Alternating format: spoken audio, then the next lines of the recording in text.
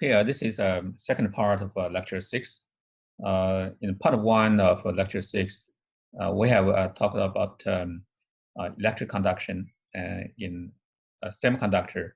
And so in that case, we focused mainly on the uniform carrier distribution. So this means that inside a semiconductor, we have either a uniform hole distribution or uniform electron distribution, all right? So in this case, and we were only concerned about drift contribution to electrical current. And this is sufficient for metal, for example, copper. And so inside the copper, we have a very high electron density, right? So that's the reason why it's difficult to have any non-uniform distribution of charge inside the metal. When you have any non-uniformity inside the metal in terms of electron density, and then of course electron will try to diffuse, right? So when electron try to diffuse from one place to other place, and then immediately it will induce a restoring force. So that restoring force basically will bring this electron density back again, right, to equilibrium state. So this means it's basically a screening effect which you talked about previously. So this means that it's extremely difficult to induce a large electron density distribution inside a metal. Okay, and however, in semiconductor it's different. So as we learned in lecture 5, the electron density or hole density inside the semiconductor is typically much lower than that of electron density in the metal, right? So this means that the screening effect actually is much weaker. So what does this mean? This means that it's possible to induce a quite large non-uniformity of carrier distribution inside the semiconductor, right? So when this happens, and of course, once you have a charge density inhomogeneity inside the semiconductor, of course, charge will try to diffuse from a higher density to lower density, and until you reach a uniform distribution again. So before you reach the uniform distribution, and of course, so if you only focus on diffusion, and then of course diffusion will give you a current, right? So because diffusion means that the charge will move from one place to other place. So if you have a net diffusion of charge from a higher density region to a lower density region, and that will give you a diffusion current, right? So now we look at the simplest case, the simpler case first. So basically, it's shown here. We have a piece of a semiconductor, right? Which is it's shown here. And inside the semiconductor, we have a non-uniform charge distribution. And so this non-uniformity is only in one direction, for example, in the x direction. So this means that we have a one-dimensional problem here, right? And the electron density is high at the left-hand side, at left end, and then low at the right end, right? So in this case, of course, the gradient of electron density is pointing to the left, right?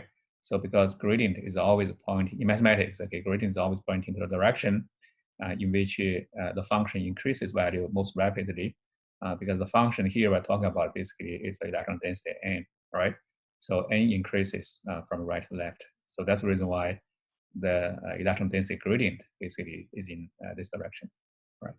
And then, of course, since you have a higher electron density at the left end and a lower electron density at right end, so electrons will try to diffuse from left to right. So when this happens, and then, of course, you have current flowing inside this semiconductor. So this current is flowing in the current is flowing in the opposite direction of the electron moving direction. So that's the reason why current is pointing, in this case, okay, is pointing from a right to left. So this is exactly same as the gradient direction, okay? So mathematically, and how to describe this diffusion-induced current density. So this basically given here. You can see that the current density due to electron diffusion is given by the charge of electron, which is minus E, multiplied by the rate of flow across the unit surface area or cross-section area, all right? So, and for diffusion, one-dimensional diffusion process, and in physics, and then of course people already calculate this kind of rate of flow across a unit surface area for any particle diffusion process, not necessarily to be electron. So that basically given by the diffusion coefficient multiplied by and the gradient, and then I put a negative sign in front of this. So you put a negative sign in front of this because that diffusion always occurs in the opposite direction of your gradient direction. Why? Because the particles will try to move from a higher density region to the lower density region. So that's the reason why I have a negative sign here, right? So now for charge, electron is negative charge and another negative sign here. So this negative sign cancel out. So even to have this kind of description for electron for diffusion current density due to electrons, right? So you can see Ln is a vector which is pointing in this direction, and the current density is also vector. It is pointing in this direction. So these two vectors are in the same direction. So that's the reason why I don't have any negative sign here, right? So again, Dn is a diffusion coefficient for electrons. Now we can have a similar situation in the hole diffusion. So this means that so now suppose you have a p-type of semiconductor, and then the hole density is higher at the left end and then lower at the right end. All right. So of course in this case, of course we only we only consider a one-dimensional problem. So we have a whole concentration gradient which is pointing to the left because whole concentration increases from right to left. And then of course in this case, holes will also try to diffuse from a higher density to a lower density region. So in this case, since the hole is positively charged, it will induce a current pointing to the right, right? So in this case, you can see that the current direction is opposite to that of the gradient, hole concentration gradient direction, okay? So that's why mathematically, you can see that the current density induced by hole diffusion is given by the electron hole charge, which is positive, multiplied by the rate of flow of holes across unit area. So that basically, after we introduce this whole diffusion coefficient, and basically is given by dp and minus del p. So this minus sign is still here because diffusion always starts from a higher density region to lower density region, regardless of the polarity of the charges, means whether it's positive or negative, doesn't matter. Okay. So that's why we put these two together, and then we have a negative sign in front of this. And so this means that the current density induced by hole diffusion is in the opposite direction of the whole gradient direction, right? So you can see from here, so this is the whole gradient direction, and then this is the electron density direction. They are opposite each other. Okay, so now the overall current in the semiconductor, and so after we take into account both drift and diffusion, and we begin by this. So we have two contributions to the electric conduction in the semiconductor. So basically we have a current due to electrons, and then also current due to holes. So the electron current again consists of two parts. So the first part is due to drift, and the second part due to diffusion. So again, you can see that the diffusion only occurs when there's a non-uniformity in the electron density. If del n is 0, this means that the n is uniform, and then of course you don't have diffusion, and then you don't have drift contribution, right? And then similarly, and so for holes, we have two contributions, so drift and then diffusion. Okay, so now in principle, this drift, this electric field, can come from both external source or internal source due to diffusion itself. And so, so the contribution due to external source we already explained. And so here we consider the case that when this E is due to diffusion itself, and then of course in this case, and we will realize that actually these two terms, this the mobility and the diffusion coefficient in semiconductor are somehow related to each other, right? This actually is the Einstein relation, which we are going to discuss now. So, and so why they're related? That because that the drift and diffusion depend on carrier scattering process inside semiconductor, right? So this means that they must be interconnected. Why they're interconnected? The reason is very simple. Because when before the diffusion start, right? Before the diffusion start, and so you have a certain so-called charge distribution inside this semiconductor. And then when diffusion occurs, this means that charge will move from one place to another place. So when this happens, of course, you induce imbalance in charge distribution, and that basically will result in a restoring force of like this, right? So if you are charged and you want to move from one place to another place, and once you moved, and then of course you induce a charge imbalance, right? So that charge imbalance will give you electric field, which is always opposite to the diffusion direction. So that will bring you back, right? So that's why when you reach equilibrium, and then what happens that, and so of course this means that there shouldn't be any inhomogeneity. And then when this happens, of course, the net current flowing should be zero. This means the diffusion current and the drift current should be cancelled with each other, right? So that means that the mobility, and then because drift current is driven by the mobility, right? And then the diffusion current is driven by this diffusion coefficient. And then the driving force for diffusion is the carrier concentration gradient. The driving force for this drift basically is electric field. So when we don't have any external electric field, so of course the electric field we're talking about is internal electric field. That internal electric field is due to the carrier gradient itself. So that's the reason why these two are connected with each other. Okay. Okay. So that basically explains here. So mathematically, when the two process basically two processes, diffusion and the drift, and reach the balance, and basically they balance out with each other, and then so basically the microscopic picture that the drift current and then diffusion current are equal to each other, right? And so microscopically, so this means that eventually the mean free path and then the diffusion length, they are somehow equal to each other. When you reach this situation, and then there'll be no diffusion anymore, or even you have, but of course, when we see no diffusion anyway, this maybe we shouldn't see this way. Basically, it's a dynamic process. This means that diffusion and then drift, they somehow reach the balance, right? So, and the diffusion length, and in physics, we know that for three-dimensional diffusion process is always given like this. Is a rho square diffusion coefficient and multiplied by tau n, and tau n is the momentum relaxation time. Okay, and then the mean free path, and basically is the average distance between two scattering events, and then this is also related to this momentum relaxation time, and also the thermal velocity. Okay, and diffusion is due to the thermal moment, right? So that's why, and so the mean free path between the two scattering events should be proportional to this thermal velocity. And the thermal velocity is related to the thermal energy in this form, right? It's the average thermal, it's the average thermal speed.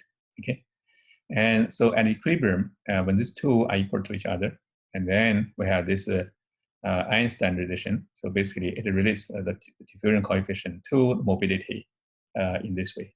Okay, so KBT is the thermal energy, and E is the electron charge, right? So this is for electron, this is for hole. So basically, you can see diffusion coefficient is proportional to mobility, right? Anyway, this is what we just give you this conclusion, but looks like the physics is not very clear. So in next slide, we'll try to use another way to derive it, and to use a concept we learned in this module to derive this relation, so that it's easy for you to understand this relationship. So what this, inside the semiconductor, and we learned this in lecture 5 that the electron density. So here we focus on electron first, and then for hole is similar. Okay, so suppose you have an N-type semiconductor, and then the electron density inside semiconductor basically is given by this equation. So Ni is the intrinsic carrier concentration, and then EF is the Fermi energy, and EFI is the Fermi energy, Fermi level for intrinsic semiconductor. So basically, roughly at the middle of the bandgap, and then KBT is the thermal energy, right? So when we talk about lecture 5, when we introduce this equation, we assume that N is uniform inside the semiconductor, which we are talking about. So therefore, EF is also uniform, right? So that's why we only have a single EF. Okay, so so you still remember this picture. So we talk about this, band diagram, and then see, for example, this is EF, right? So which is uniform. And however, if you have non-uniform electron density distribution, of course, EF cannot be uniform anymore. That's because that so your EF, say for example, if you have this, and then this means that so let me put this as EF. If this happens, then what happens? And of course, in this case, and remember, in lecture 5, we learned that so since this EF is closer to the conduction band edge, it means that the electron density here is higher than the electron density here. And then so in this region, you have a gradual change. So this means that you have EF gradient, right, in this direction. So this gradient will give you the non-uniform distribution of electron density. So this means that so in this electron density distribution basically is closely related to the Fermi energy distribution, right? So this is what we learned. And so if you differentiate this N with respect to EF, and then you can get this a very simple relationship, right, between the change of carrier density here, electron density, and then the change of Fermi energy, right? So, so this means that from here simply, and we can see that if N, there's a small change of electron density, and somewhere inside this semiconductor, and then correspondingly you have a change in the Fermi level or Fermi energy, right? And then the proportional coefficient given by this one. So this basically comes from here. Okay. So now if we divide both sides by dx, right? So you divide this by delta x.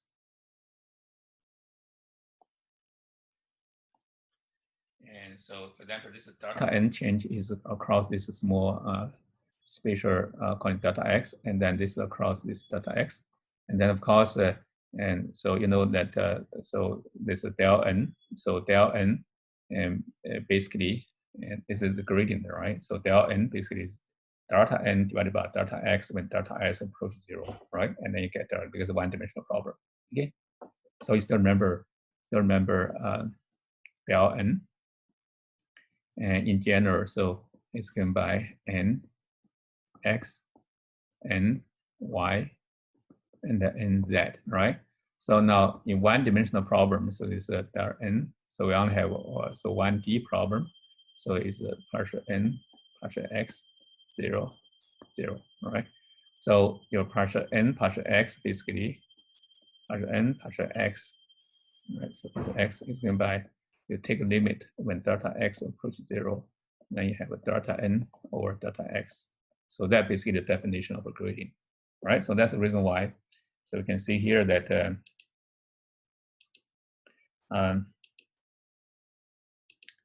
you get back this is a pointer. So you can see that delta n over delta x, when delta x approaches 0, take a limit, then you get the del n, which is a gradient. And similarly, and so delta EF over delta X, and take a limit when delta X approaches 0, you get del EF, which is a gradient of EF, right? So now the electric field, once you have this this kind of distribution, and then you have some sort of internal electric field built up, right? So this, if this part difficult for you to understand, I think when some of you, when you learn semiconductor devices, you will learn this one. So inside the semiconductor, so the electron potential, basically, the electric potential felt by electron comes from two contributions. One is the external electric field, that's basically static electric field. And the other one is due to this EF variation. So basically, this is something like a chemical potential, right? Remember, electric field, Fermi energy basically is a chemical potential, right? So that's why inside this material, and then the electric potential felt by electron this is called electrochemical potential. It means the one is due to electrostatic effect, the other one is due to chemical potential, means that you already have a certain amount of charge per unit volume inside material. If you want to add another one, of course, you need to add to do the work, right? So that work basically is chemical potential. So that's why you have both. Okay. So now suppose that now we ignore external electric field. We only consider electric field which is due to this chemical potential. So that basically is given by this. Okay, a chemical potential which is given by this. So so of course EF is the energy and E is a charge, right? So that's why this basically give you this electric potential. But here also it's called chemical potential. All right. So if this part you find it difficult, you just take it that this is the definition, right? And then you get this electric field. So this electric field basically given by minus sign still here, and this EF is del EF is the gradient of EF divided by this charge E. And then this del EF, we just get from here, right? So del N, and then KBT divided by N. So KBT divided by N. So minus E is from here. So that's why I got this, right? Just substitute this in here, you get this, right? And then at equilibrium, so the drift current and the diffusion current should be equal to each other, and they are in opposite direction, okay? And because the net current should be zero, right? Because you don't have any external electric field applied to this semiconductor. And then in this case, of course, so just bring this one to the right-hand side, and then you have this minus here. And so now we just substitute this in, right? So this electric field is given by this. And substitute here, and then you have this, right? And then you have this NE and the mu N. And so this del N come from here. Right, so this KPT or NE is here, and the minus sign is from here. And then so this minus E and then dN del N here. So now you can see del N cancel out, and then NE cancel out. And then you rearrange this, you should have dN, which is equal to KBT mu N divided by E. So this is basically is the Einstein equation, top of here. So that's the same, right? So this is what we have. Okay, but this picture is much cleaner, right? Because we so basically use the concept which we learned in this module, right? And then you can derive this, right? So of course, when you have an external electric field, and then your net current will not be equal to zero because the internal is zero, but external, and then so you still have a electric field from a external source, right? So and so once you have this, and then you see, what happened that inside a semiconductor in general, when you talk about electric conduction, and then you have both, okay, the carriers for electric conduction, the carrier have both electron and then hole, right? And then for each type of carrier, and then you have drift and the diffusion in general. So when this diffusion is zero, and then you will only have drift, okay? So, right, and then when you don't have any external electric field, and then both drift and diffusion are due to internal, of course, your external current will be zero. The net current flowing in or out of the semiconductor will be zero if you don't apply any external driving force to the semiconductor, right? But if you apply, and then of course you have drift from the external source, right? So then you can calculate from here. And then no matter the drift is due to internal field or external field, the drift process are related to the diffusion process by this Einstein relation, right? So basically diffusion coefficient and then drift mobility that are related by this, right? So so that's why if you look at this equation, and so if you, of course, the current carried by the device, and then you can carried by the semiconductor, you can always measure, right?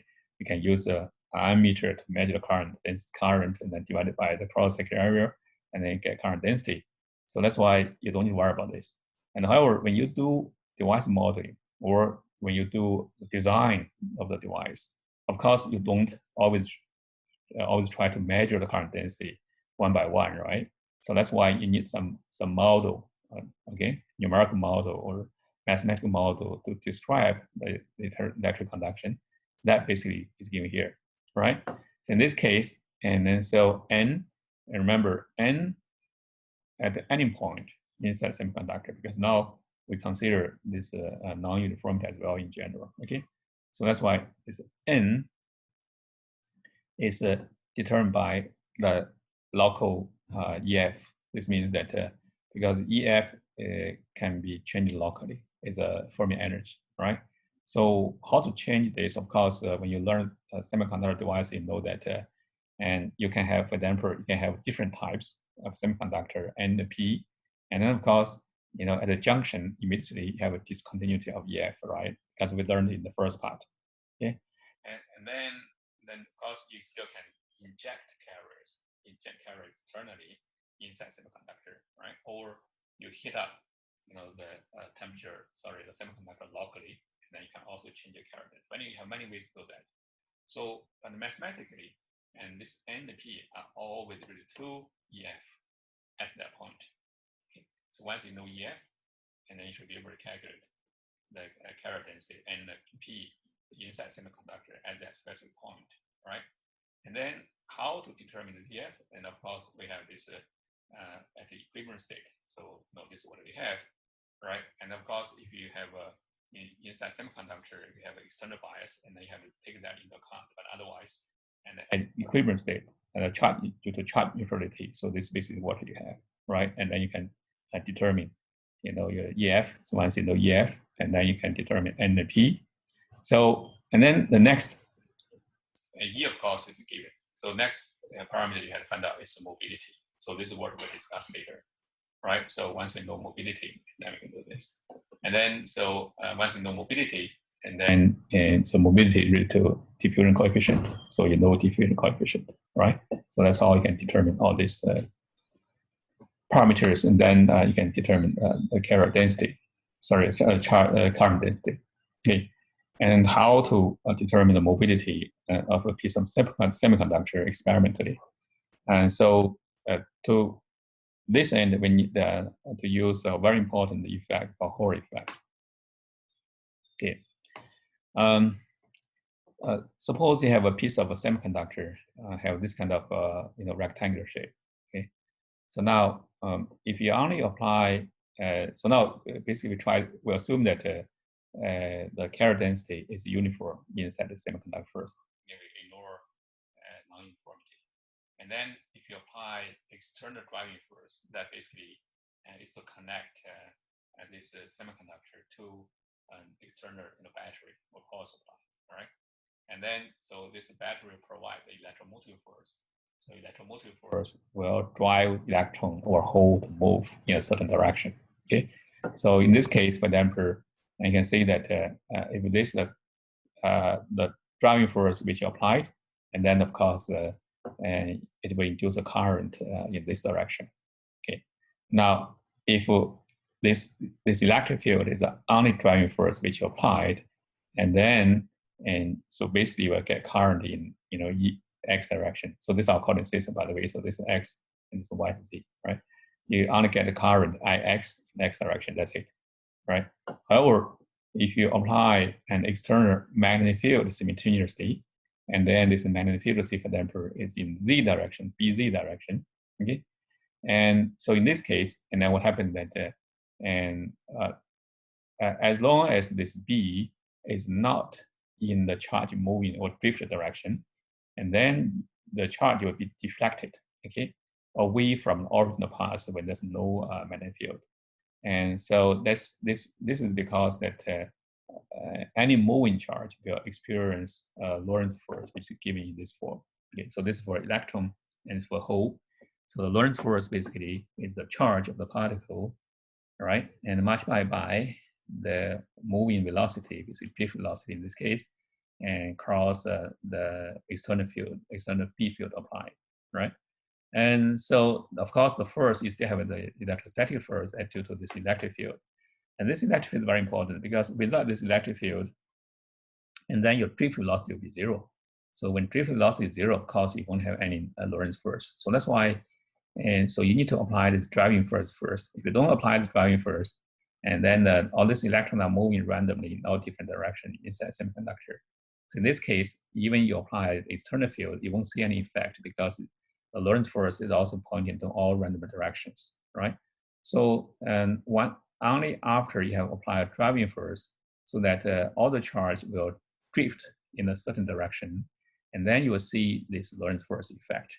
Okay, and the motion of electrons or holes inside the semiconductor, and when you apply external magnetic field like this, is governed by this Newton's second law. And so the force experienced by the particle, for example, is for electron, so it's given by this Lorentz force, and so Lorentz force plus this force due to electric field, right? And then for hole is given by this.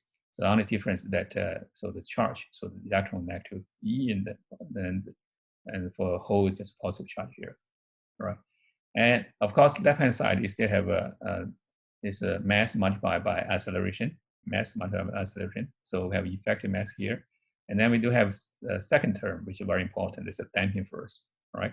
So why? Because both electrons and holes will be scattered, and when they move from one place to other place. So we talk about this scattering.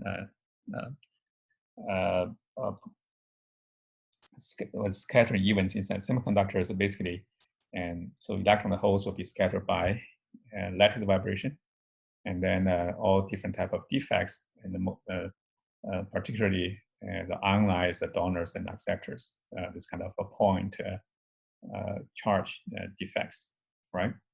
And so point charge scattering center, sorry. So and at equilibrium, and then what happens? Of course, this charge will not acceleration, but basically the charge, the drift velocity will not increase forever, right? So when you reach equilibrium state, and then this drift velocity will not change with respect to time anymore, and then eventually, and then so this damping force will be equal to this driving force. Okay, so that basically it's shown here. So now we want to focus on electron first, and then after that we talk about holes. Okay, so if you look at the electron, and so if this drift velocity reaches a steady state, and what happens is that it will not change with respect to time anymore. So the first order derivative will be 0. So from previous Newton's second law, now we have this left-hand side, we only have a damping force, and the right-hand side, which we have a driving force. So these two are equal to each other, right? So, and the left-hand side, of course, this drift velocity, and is related to this electron, current density in this form, right? So current, this G is always equal to N minus E minus, because you have an electric charge multiplied by drift velocity. Okay, so this we learned in the very beginning of this lecture. And if you forgot about this, you can go back and check the very few first slides. And then, so right-hand side, so basically here, right? So now we have a vector at left-hand side, another vector at right-hand side. So what we do that for these two vectors to be equal to each other, in mathematics, we know that we require the 3 components, right? X, Y, Z components are equal to each other, right? So, so left-hand side, since this is the current density, and if you look at this connection, you know that of course we have 3 directions, X, Y, and Z, but both Z and Y are open circuit, means that we don't have any wire closed loop formed from the Z, basically the front side of this and the back side of this, and this completely open. And then the bottom surface and top surface, although you can see there's a wire here, but this actually is a multi-watt meter, which you will use to measure the Hall voltage established across these 2 surfaces, which we'll talk about later. And but you can see multi-watt meter basically is open circuit, as you know, right? That's why current will not flow. Okay, and so current will be extremely small when you use a multi-watt meter to measure this one. But anyway, you can assume it's a completely open circuit. So when this is an open circuit, then Z is not connected to anything. So this means that your current density in X, sorry, in Y and the Z direction should be 0. Okay. Now we just look at the this side, and so since now after if you don't apply a magnetic field, so the only driving force basically will be in X direction. That basically is a EX, right? And however, and so after we apply a magnetic field, we still have another driving force, which is in a direction which is perpendicular to this EX. So this means in general, we can assume that we have, since we have charge charge movement in all different directions. That's why you just assume that we still have EY and EZ, right? And so EY, you'll know that basically literally know this is due to the Hori effect, but EZ basically is 0. All right. So anyway, that's because you look at this one, right? So that's why you don't have any y is 0. That's obvious because z is the direction in which you apply the magnetic field. Okay. So sorry, I thought to explain that. Now we only focus on the field which is applied in z direction. So that's why x is 0 and y is 0. It's kind of easy here. So that's the reason why. And so just in general, so this is the general expression. So now we assume that B is in z direction only. So just substitute this in, and then you will get this. Okay. So you can try to find out the cross product between VDE and then this B. Okay. So so that basically the VDE is in x direction. So that basically is what you have, right? So you know how to find out this one, right? You can use IGK to do that. But anyway, so let me just right here. So this part, so basically about I, J, K, and then you have VD, which in x direction, y is 0, this is 0. And then you have 0, 0, B, Z. So you find the cross product, this one, you find that you only have y component, which is given by minus VD, BZ. And then, so there's no Z component because BZ is in Z direction, okay? So in general, we assume that they have EX, UY, and EZ. So you have EY because there's a Hori effect. So and then EZ basically there's nothing here. Okay.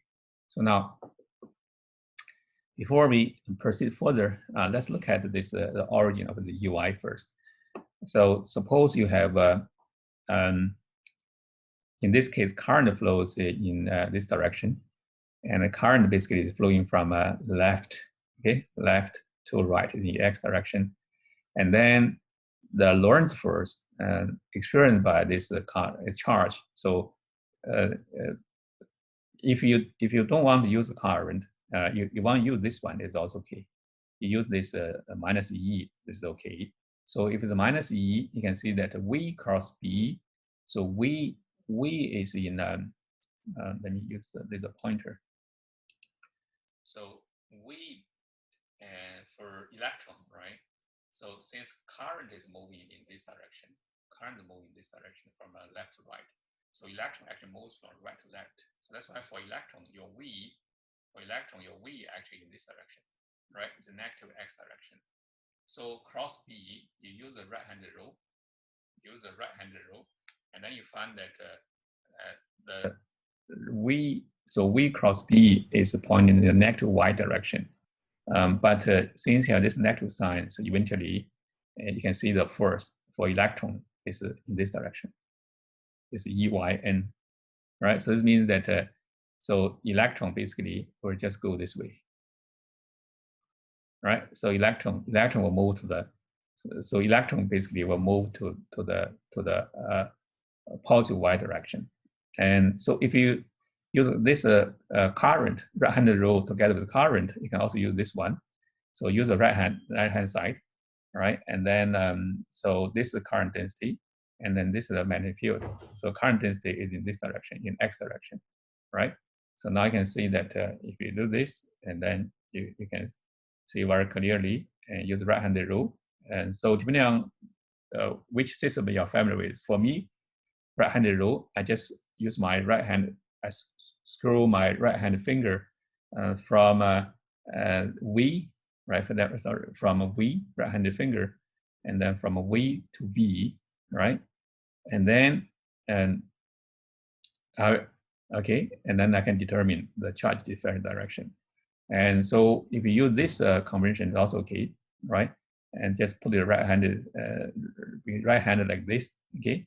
And then you find out that this basically the Lorentz force direction.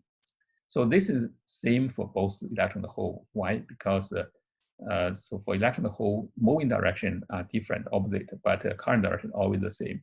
So that's the reason why I can use this one for both electron the hole. Okay. So anyway, so now we focus on electron. So you can see that electron basically will move up. And then you have a net charge on the top surface. And similarly, you have positive charge at the bottom surface. So that's the reason why you establish electric field in this direction, right? That's your EFN. Okay, so this is our EYN. So this EY basically is the EY we use here. So N basically indicate that it's N type. So this is EY. Okay, so that's the reason why I have this. But you don't have this in Z direction because electron, there's no Lorentz force in Z direction because your magnetic field in Z direction, right? There's no Lorentz force. If you cross it, you get 0 in Z direction. So that's why I have this. So then you may ask a question. So when electron move in this direction, and then why you don't have the current? So of course, when electron starts to move, you have the current in this direction. But the problem that when you reach a steady state, what happens when you move in this direction, then immediately you have this electric field, right? So this electric field will bring this charge back. So it gives you a drift current. So this is drift current, and then this due to this electric field, and then the drift current due to Lorentz force, they are canceled out with each other exactly. So that's the reason why you don't have this. That basically given here. You can see that. So this multiplied by this prefactor EY. Right. So what this is due to the drift current.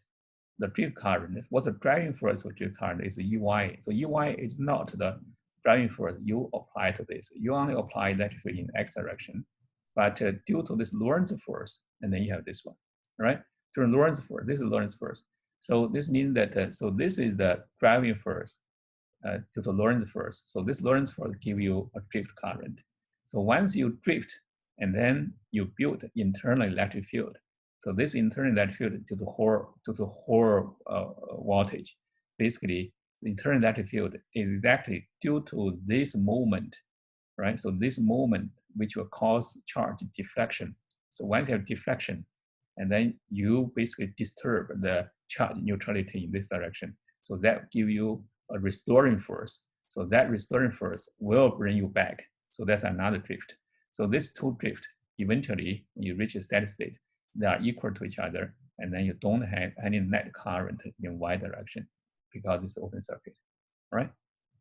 So, so that's the reason why eventually these two must be equal to each other. And then from there, you get VDE, which is given by EY divided by BZ, right? So because this is 0. And then once you know this, and then you substitute in here, so this is VDE. And then you can calculate the JEX. So E basically to the electron, X in X direction. And then N is this N. So minus E is the minus E. So this V velocity is a vector, but now we look at the X component. So that's why you only have X component. VDE only has X component, which is VDE. So given here. So this VDE is substitute from here. Then you get the JEX, which is this one. Okay. So now we try to rearrange this a little bit. Because JEX experimentally, this is something we can measure because once we know X and then the X, so X divided by this cross-section area. If you know this cross-section area, you should find the JEX, right? So that's why we just rearrange this a little bit, and then we should be able to find out what this EY. So remember, this EY is the electric field, right? Caused by the whole voltage. Because you have a charge accumulation, negative here and then positive here. All right, and then we arrange this part and this a little bit, then get this equation. So this is a very important coefficient, which is minus one divided by NE. Okay, that minus sign comes from here. And the JEX is something we can measure, and the BZ is the one we applied, which we know. So this means that in principle, if we can measure this one, and then we can measure this one, and this is given, and then we should be able to find out, what's this electron density, right? But now we don't calculate electron density. We just put this whole thing together, -1 and E and then together. So we call RH. So this is called Hall coefficient for electrons. This is a very important parameter. Okay, you can see that the Hall coefficient basically is the value which you can use to calculate the electron density, because E is a constant, right? Of course, -1 is constant. That's why once you know RH, you should know this one. And then we can rearrange this equation. So now RH basically given by VH, why? Because this EY is this VH, is this whole voltage divided by this thickness. We assume that this sample is uniform, right? So this watt divided by thickness is the electric field. So that basically, you got this, right? And then, of course, VH is measurable. So what do? You just connect your multi-watt meter here, and then you should be able to find out. So what is this one? Okay. And then JEX, so once you know the current you applied and divided by cross-section area is T multiplied by this width, W. So basically this is W. And then you should be able to measure this one. BZ is the magnetic you applied, of course you know. And then T, the thickness is your sample if you know, right? And then you can calculate this RH. So once you know RH, then you know this one. Okay, so now, there's a negative sign here. It's extremely important. Okay, so when you get a negative sign here, means that you have an N-type semiconductor. So later we'll show that for hole, if it's positive, and then you will get a hole. Okay, so I will come back to this sign convention again. So before I just finished the one for hole first. Okay, so for hole, you can see that everything is similar, and then you still have the same at the steady state, and then you have this equation. The only difference that for electron, there's a minus E here, and then for hole, you don't have a negative sign, right? And then this the whole current density is very similar to that of electron, and the difference is there's a negative sign. And again, you have two vectors. And then for two vectors to be equal to each other, you require the three components to be equal to each other, right? So everything is the same up to here. And then the difference that you don't have negative sign here. So this is the P, and then for electron, this is the N. Right. So after that, so again, so now you can see that just now for electron, you have a electron accumulation here, right? And then for holes, you also have the accumulation, hole accumulation at the top instead of at the bottom. Okay. Why this is the case? So now remember, a hole is positive charge. So this means that the whole moving direction is always in the same direction of the current direction. So the current is moving from left to right. So this means the hole also moves from left to right. So that's why no matter you have electron conduction here or hole conduction here, your current is always in the same direction.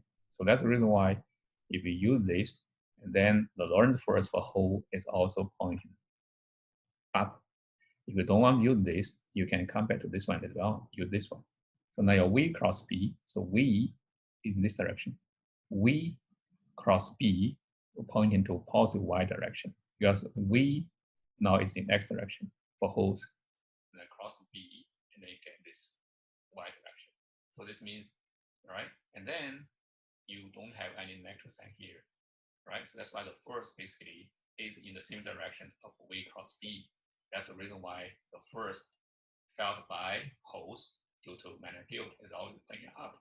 And pointing up means that the holes will move up, and they have a hole accumulation on the top surface, right? And then in the N-type, you have electron accumulation on the top surface. So that's the difference. Okay.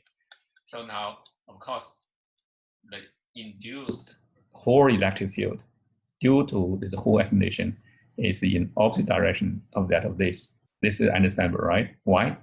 Because when holes move in this direction, your Hall current, okay, at the initial, before you reach a steady state, your Hall current is also in this direction, pointing to positive Y direction. And of course, you need an electric field in the negative Y direction to bring the holes back, right? That's the reason why. And then when these two are equal to each other, you don't have net current, because again, it's open circuit, right? I hope you understand this. So anyway, and then you rearrange all of this the same as the electron case. And then you end up this coefficient, which is 1 over PE. So P is the whole concentration, whole density. And then compare this one with electron, the only difference is negative sign, right? So for electron, you have negative sign, for hole, you don't have. So now, if you look at this RH coefficient, so basically it's given by this. So now you know, and so this current density, you don't have a sign. It's positive, always positive. Why? Because we already changed this one to the current flow in X direction. That's why you shouldn't have any another negative sign, right? And B is positive because the electric field you applied, we already see that it's in Z direction. T, of course, is positive. That's a thickness, right? So this means that whether this RH is positive or negative really depends on VH. So if you look at this one, the expression is exactly the same, right? So this is positive, this is positive, this is positive. So the sign of this RH will come from this VH. And then what determines VH? So that's important. Okay, that's when you measure this, use a multi-watt meter. All right, and then the convention is that you connect the positive probe of your multimeter. Right, if you have used multi-watt meter before, I hope all of you have used it before, and they have two probes. One is red, and the other one is black. Right, so if you connect the red to this surface, and then black to this surface. And then if you have electron accumulation here, your VH must be negative, right? Because you have more electron here, right? Of course, if you connect oppositely, you put your black probe here, your red probe here, of course, the reading will be positive, right? So this means whether this is positive or negative, you must follow this convention. Otherwise, the sign of your Hall coefficient will be different. So this means that by right n-type, you should get negative value for VH. If you use a wrong convention, you will get a positive one. This means that you made a wrong decision about the type of your semiconductor. Okay, so remember this. So you put a positive probe of your multimeter at the charge accumulation side, right? And how do you know which side you have charge accumulation? Of course, you should know the current direction. You should know the field direction which you applied. And then from the current and the field direction, so current cross field. So that basically is the direction, the side which you should put your positive probe of your multimeter. This means that your red probe, right, on that side. And then you measure it. If you get negative value, the negative Hall voltage, this means that it's the n-type, right? So look at p-type. Again, you follow the exact same convention. You had to put your positive probe or red probe of your multimeter here, and then your the black probe or negative probe of your multimeter here, and then if you measure it, so if it's a p-type, and then this Hall voltage, it should be positive, right? So this means that from the sign of the Hall coefficient, you should be able to judge whether it's the p-type or n-type, right? Basically the semiconductor which you have measured. Okay, I hope this part is clear. So once you know this, and then you can see that, so we just rewrite this Hall coefficient for electron again, right? So you can see that, so this is actually from previous slide, I didn't do anything. So what I do is I just change this current density to current, because current is something easy to measure, not current density, right? So when you measure this, you can measure current easily, not the current density, right? So that's why, and the current density is given by current divided by omega t. So omega is this, basically this one, and t is this. That's why this is this cross section area, right? And then this t and this c cancel out, and this w flip over here. So now you can see VH is the one that you can use a multi-watt meter to measure. So remember, so always put the positive probe here. That's because current in this direction and then field in this direction. Okay, and then the negative probe at the bottom side. Okay, and W is the width of your sample, and IX is a current you applied. You don't have a sign here. It's just it's 1 milliampere, just 1 milliampere, and 2 milliampere, 2 milliampere, right? You don't need to put any sign here because all the direction of the current has already been taken into account when we derive all this equation. Again, BZ is a Z component. So that's why if your magnetic field in this direction, it's always positive, right? And similarly for Hall, you can see that eventually, although this is a Hall current density, this is electron current, eventually, and you end up exact same expression, right? Again, as I just explained. So if you use a same convention to measure Hall voltage, so for electron over for n-type semiconductor, you should get a negative value here, and then for p-type, you should get a positive value, right? So that's the one which you measure. And the W, of course, is the same, and the IX the same, and the BZ the same. So only difference is the VH, right? So in terms of both amplitude and also the sign. And then from the Hall coefficient already explained, you can determine the carrier concentration type, right? And so once you know this, and then this means that once you know RH, you can determine N and P, right? As I explained here. So because RH is to P, and then RH little n, right? You can determine n and p. Of course, both n and p are positive, okay? So, so that basically, from there you can determine mobility, because mobility, this is we learned from very beginning in this module. So mobility is a conductivity divided by NE, right? So again, if you want to convert NE to this Hall coefficient, basically here, this means once you know Hall coefficient, right? And then you can basically, you can capture what's mobility if you know conductivity. So how do you calculate conductivity? Of course, conductivity you can use a simple Ohm's law, right? So Vx is the voltage drop across these two terminals in x direction, and then Ix is a current which you applied, which both you can measure, right? And then from this you can find out the resistance of this piece of semiconductor. So once you know resistance, of course, from Ohm's law, you can find the conductivity. So T is the thickness, W is the width, and L is the length, and R is the resistance. So once you know this, and you substitute here, and then you should be able to find out what's mobility, right? Similarly for Hall is the same. So once you know this, and then we come back to the this slide, which I already showed you again. Already showed you before, so I'll show you again. So it means that you know N, you know mu, right? And then once you know mu, and then you know D from here. And so of course, delta N, so all of this has to rely on the concrete problem. It means whether you have any bias and you have junction. So all of this you're learning in semiconductor physics. But anyway, so with this, and then you should be able to calculate what's the amount of current which flow in that piece of semiconductor, right? And after you apply a certain driving force, this is the only thing you need to know when you design electronic circuits, right? Because all these electronic circuits, you will basically, eventually, you come down to a device level. You want to know whether current can flow, if they can flow, and in what direction, and then so what's the magnitude of the current, right? So you want to make a switch, then you want the computer turned on or computer turned off. Eventually, you still talk about the current conduction, right? That's it. That's what you know, right? Nothing else. So, so once you know this, I think I have finished my part, but I just want to use the next few slides to connect you or link you to and other modules. I mean that after you have done all of this, the next phase or next stage, of course, if you are studying semiconductor,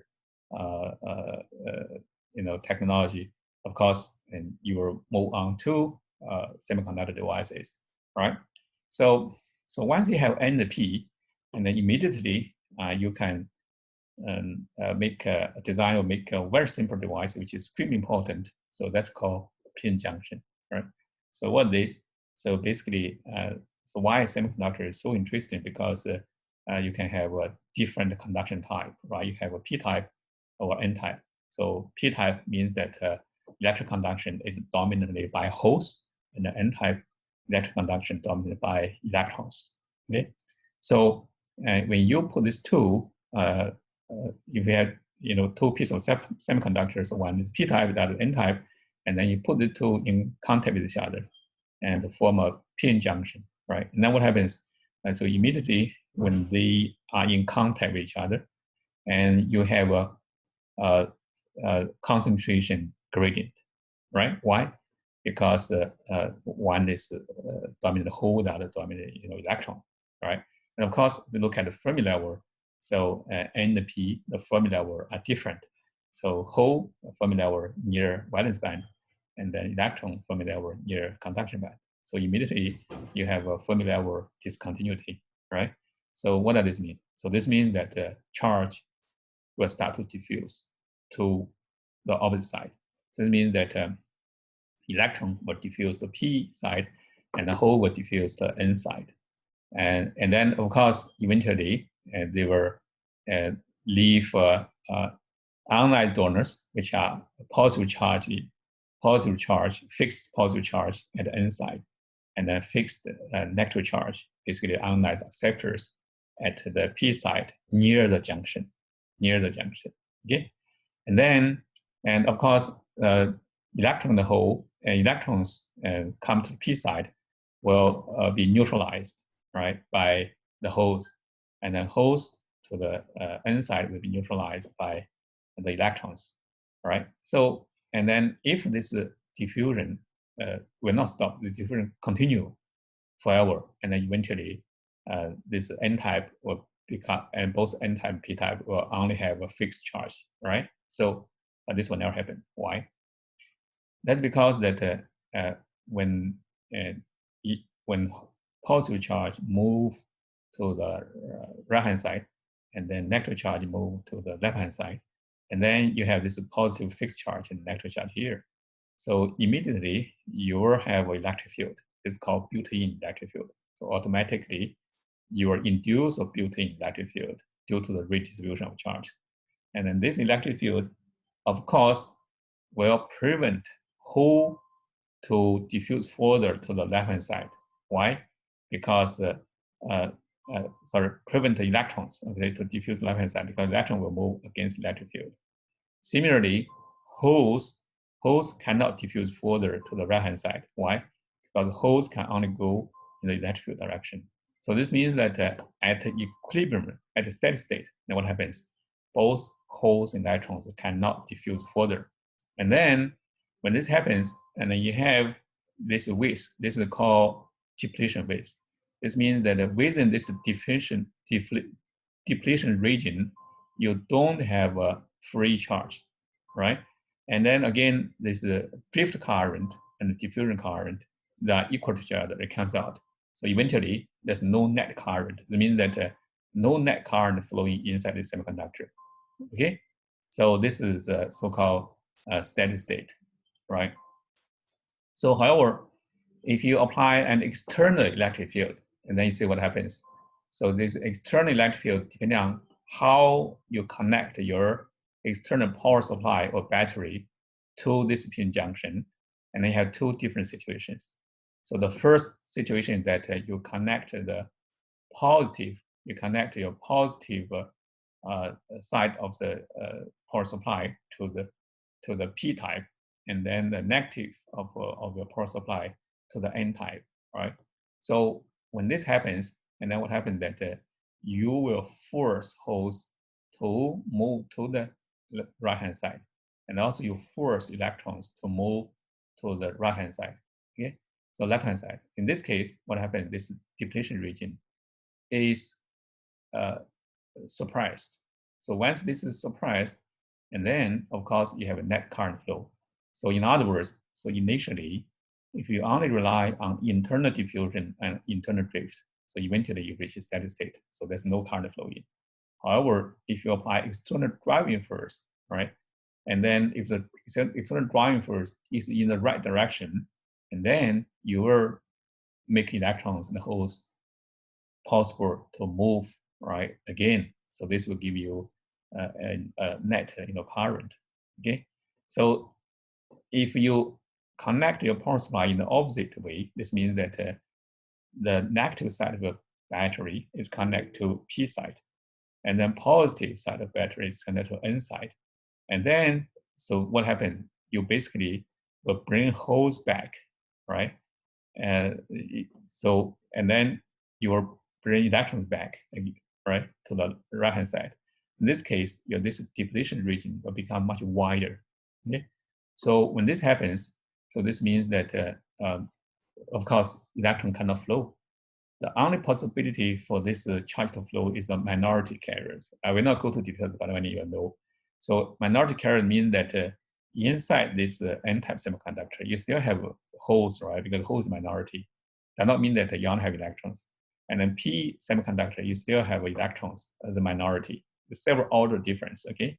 So of course, the minority electrons will go to this side, right? And the minority holes will go to this side. That's because that due to this kind of configuration.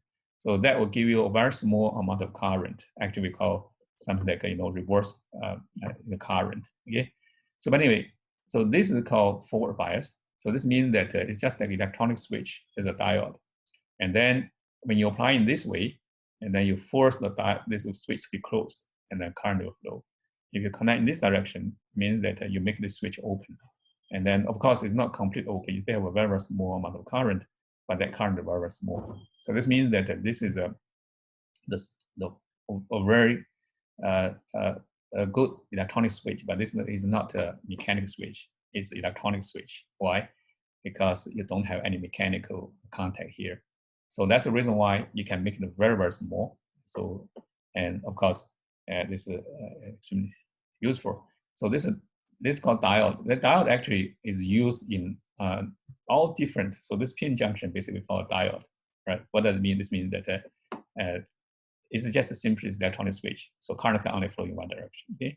So if you look at the characteristics, it's something like this one. So when you apply a bias, so if the bias is positive, this means that your battery we just talked about, the connection is right. And then you can see that you will have a very large current. Basically, it's a switch. So switch is on. So this is something we call turn-on voltage, which is determined by the material used for silicon, typically about 0.7 watt. And then when it's in the reverse bias, it means you connect in the opposite way. You can see that you need the current typically is very, very small. You can ignore it compared to this forward bias current. However, when you reach breakdown, and then you have a large current. So that's why if you don't apply a very, very large bias voltage, so typically current can only flow in one direction. Okay, so this is the symbol for the diode, and this diode actually is used not just for electronic devices. So, in the second part, you will learn the laser diode. Actually, we talked about this one in this module at the beginning. So all this laser diode will also use this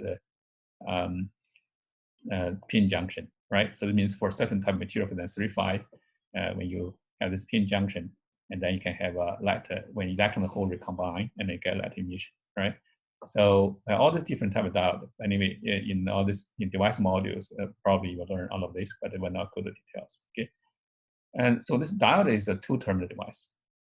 So it means that in principle, you cannot amplify the signal. You know why? Because both your signal and then the power supply, the current you draw from power supply, they come from same path. You only have one path, right?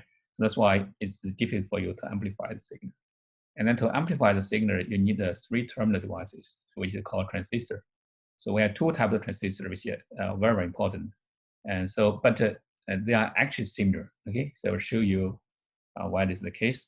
So if we connect these two terminal devices, basically a diode, right, and then back to back, okay, so this is one pin junction, and the other one is this one, right? So now you can see that there's a two pin junction. So one, and so this is PN, and this is NP, or PN, you just read from this side PN, right? In this case, just imagine that if you apply bias from this terminal to this terminal, right? So if this is a forward bias, and this will be reverse biased. So if this is reverse biased, this will be forward biased. So this means that in principle, unless your bias is very, very high, otherwise current cannot flow, right? And then, however, if you put a third terminal, this means that you put these two together, and then you draw another terminal here. So that's why I call three-terminal device. So by right, the current cannot flow from here to here. However, if you can forward bias this one, right? You forward bias this one, so this is still reverse biased. However, if this forward, since this is forward biased, then you can inject current into this region. So since if you can make this very, very narrow, and then this electron actually, most of the electron will just go through this one, go through this, and then collected by this collector, right? So this is called the PNP transistor. So the third terminal is called base, right? And then the other two terminal, one is called emitter, then collector. This means that this emit electron, this collect electrons, and how much you can collect or how much you can emit, how much you can inject. This is like an injector, right? How much you inject depending on this bias, right? So that's why the current actually passes through this terminal is very, very small. And then current is mainly flowing in this direction. So this means that if this is connected to a weak signal, and then so this large current will be proportional to the weak current. So this means that you can amplify, the signal. Amplify signal means that you use a small signal to draw a large signal from power supply. So power supply is not shown here, okay? So power supply here. So that basically is an amplifier, right? So it's something like this one. So this is the symbol. So this is emitter, and then this is the base. So it's something like a switch here. So this base is to turn this on and off. When you turn this on, and then large current will flow. When you turn it off, and then current will not flow. And then the most important thing that this is not on and off switch. Actually, it's something like a linear switch. This means that depending on what the bias you apply here, and then the current flow in this path will be proportional to this one. So this basically is an amplifier. Then we have another type of three-term device, which is more important than this PNP or we call bipolar transistor or NPN. So now we have this so-called MOSFET. So what this? So we have one pin junction like this, and then another pin junction like this, right? So again, we put together. So you can see what's the difference between this one and this one. So this is when you fabricate this, so basically you fabricate this layer by layer. This means in the direction which is perpendicular to your wafer, right? So this thickness is controlled by, the deposition process. So you have a vertical PNP, right? So two vertical diodes connected back to back. So MOSFET is you have two lateral pin junction. Okay, so that's good again. So this is one and this one. So both are formed on the wafer. So wafer here. Okay, so now if you try to apply current, apply bias from this terminal to this terminal, and then so if this pin junction is on and this pin junction is off, right? So if this off and this on, so it means that no matter how you connect this, and then current cannot flow. Okay, so in order for current flow, in order to do that, you need to put the gate here. So what this, you can see that this is the oxide. So this is gate oxide. So this is metal. So when you apply voltage here, and then depending on whether this is positive or negative respect to this one, and then you will induce a different type of carrier here. Okay. So if this is negative, then you draw a hole here. And then when this bias is large enough, you may cause inversion here. So eventually the whole channel becomes the p-type and the current can flow freely. So now you can charge the flow because it's just basically remove the pin junctions, right? So if this is a positive and then you still have negative charge here, of course you still have pin junction here and then you cannot flow, right? So of course, again, this is not a 1 to 0 open or close. That have a switch. Again, it can be a linear switch. So this means that if you apply a signal here, so the signal that corresponds to this signal, and then you will induce a different amount of charge here, and then you can modulate this conductance. So this means that when you have a same bias here from here to here, if the conductance is different, and then current flow here will be different, right? So again, this can be amplifier. So if you completely turn it on or off, and then you get a switch, right? So this is basically is this kind of a symbol. So you can see that you have two pin junctions, right, back to back, and then it's a switch, right? So this will turn this on and off, and again, and this can be amplifier because you can connect your weak signal to this terminal. Okay, so you can see that the pin junction is very important. Okay, so and in order to have this pin junction, you must have p-type and n-type semiconductor, right? And how to get p-type and n-type semiconductor, we already talked about in lecture 5, right? And then so what's the amount of carrier constraint you have, you can calculate, right? And then from to this part, you know how to calculate the current that passing through all of this. Okay. Now, once you have this simple, transistor, and then you can construct a very complicated, complex circuits, right? So this, so this will show you that this is the first germanium transistor. This was invented in 1947, right? And then so the three gentlemen who had invented this one have awarded a Nobel Prize in Physics in 1956, right?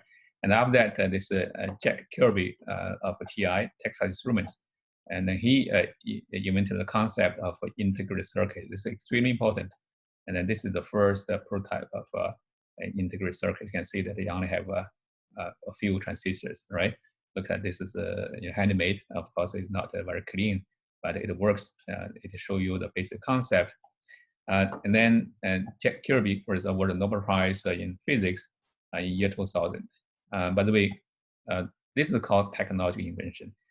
But normally, the physics Nobel Prize will not be awarded to technological innovation or invention, right? So, but this integrated circuit, the IC concept, the impact of this is huge, right? So that's the reason why. So eventually, yes, although this is some sort of a technological invention, but this is probably the most important invention in the human history. So that's the reason why. And then he was awarded the Nobel Prize in year 2000. Right, this was almost half a century, and after his invention, right? And then this is the very early type of microprocessor. You can see it's called Intel 404, and then So this was introduced in 1971, right? And it only contained 2,300 transistors, and it can perform 60,000 calculation per second at that time. And then this was amazing at that time, right?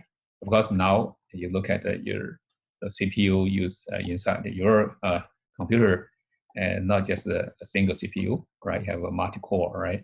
And then each core will consist of billions of transistors, right? So, but if you open it, take a look, and the most fundamental unit is still the same, is the transistors, right? Of course, you have diodes, and then you still have interconnections, and then you still have a capacitor, and then you have right. So to make the circuit work, but the most important element is still the transistor. Okay, so this is the last slide I will show you, and so this is basically from SAN to ICs. Most of the IC chips right now are still silicon based, right? So the raw material of silicon is a sand. Okay, and then from sand you can make this purified polycrystalline silicon, and then from there you get this single crystal silicon, right? And after that you slice this one in the wafer. And so once you have this wafer, and then you use this as the starting point, and then you use all these different process, same from deposition, lithography, etching, right, diffusion, so all of this, and then you can make all your IC chips. So once you have make electronic circuits on the wafer, so once the wafer, and then you dice it, right, and then cut this into small chips, and do the packaging, then you get IC chips, right? So all this process are very important. But now you know that to build this kind of factory, it's a huge investment, right? And so, and then the dimension of the critical dimension of the device, now we're talking about 3 to 5 nanometer, right? So you can see it's extremely small, but the technology itself is still, the basic underlying physical principle is still the same, right? So of course we are gradually reaching the so-called limit determined by this Moore's law, and then so that's the reason why, and so people are trying to research on new devices for them based on either spin or this quantum effect. Okay, and by the way, quantum effect is used in most of the electronic devices or electronic devices. But when we see quantum technology, now we are talking about everything is done in quantum mechanical way, right? Right now, in our device, we look at the underlying principle still in quantum mechanics, but in most cases, we basically don't so-called process everything in the quantum mechanical way, right? And so that's all for my part. And so I'll just recap what have I learned in this part again. You can see that lecture 1 and 2, we basically look at the basic concepts of crystal lattice. And then the most important of crystal lattice, so we have real lattice and then residual lattice. So both lattices are used to describe the same type of material, but this residual lattice is very, very powerful, because from there we can define the Brillouin zone, right, which is very important for describing both lattice vibration and also electron movement inside the crystal, right? And lattice vibration, from there we have the concept of phonon, basically the quantization of lattice vibration. And so phonon is a quasi particle. And then we talk about the lattice vibration is a wave. And so that's why in this module we talk about the lattice wave and then electron wave. And then for whatever wave, as I explained throughout this module, so the most important is the dispersion curve. So if you have a quasi-particle without a mass, for example, phonon or photon, we talk about the relationship between the frequency and the wave vector, right? So, and the dispersion, basically the relationship between the frequency and the wave vector is determined by the material, right? And so that's why from there you can understand property of the material.